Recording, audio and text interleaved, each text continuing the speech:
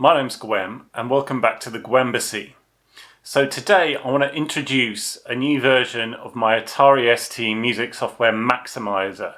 So I've added a bunch of new effects and a few new features as well, and I'm calling this iteration maxYMiser FM.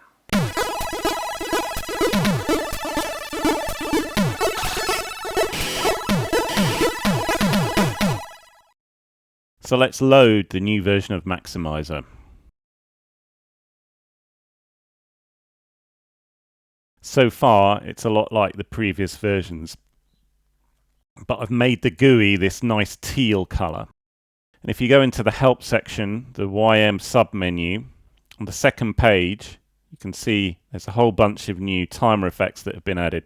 So previously we already had SID, Syncbuzzer and Digidrums, but there's 4 more now. First of all, there's the Squarewave FM effect. This was first included in the Morphonic Lab 11 demo from Checkpoint, and it's also in the great track tracker from Demo, Reservoir Gods and Tat Avena. We also have the Buzzer FM effect, which is a little extension I came up with of the Squarewave FM effect. Put it on the buzzer and it sounds really good too.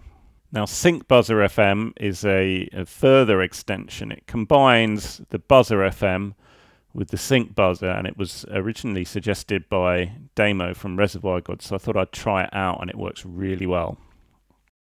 And finally, we have Sync Square, which is a way of doing a Syncbuzzer type effect, but using the square wave. This is quite a technical effect.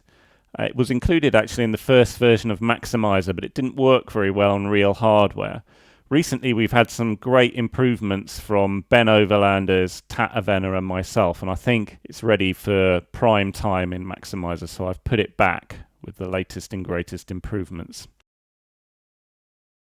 Let's go through some of the new effects. I'll start with the Squarewave FM. The FM effect will just alternate between the root note and 1 octave up. But you can change this. You can have multiple steps and you can have different transpositions of the root note.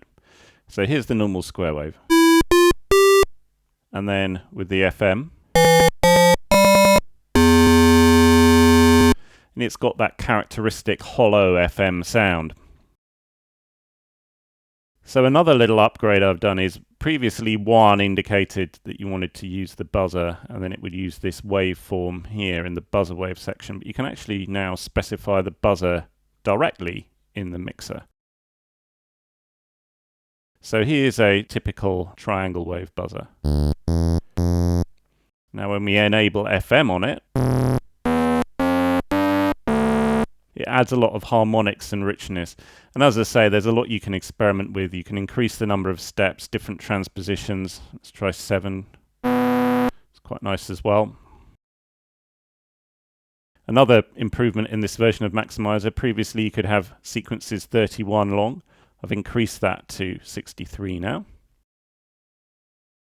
So I've set up kind of a classic Syncbuzzer type sound, which already sounds really good. If you change that B to a C, you'll go to Syncbuzzer FM. And it sounds exactly the same, but you have more options here in this sequence. It does use a little more CPU. The first byte here, these last 2 nibbles at the end, they state the waveform, just like with normal Syncbuzzer. But the 2 nibbles here on the left, you can add a transposition just like with FM. So let's go an octave up. It has gone an octave up. If we go now to 2 steps in this waveform, have 1 an octave up and 1 at the root note, you get a very nice rich sound. So here is the Syncbuzzer, and then we add a bit of FM to it. You get a really super rich sound, and you get much more possibilities combining with different waveforms, different amounts of FM. And the final stage, Sync Square, doesn't actually at the moment work properly on emulators, so I'm going to have to show you that on a real ST. So in order to do the Sync Square, you use the code 1.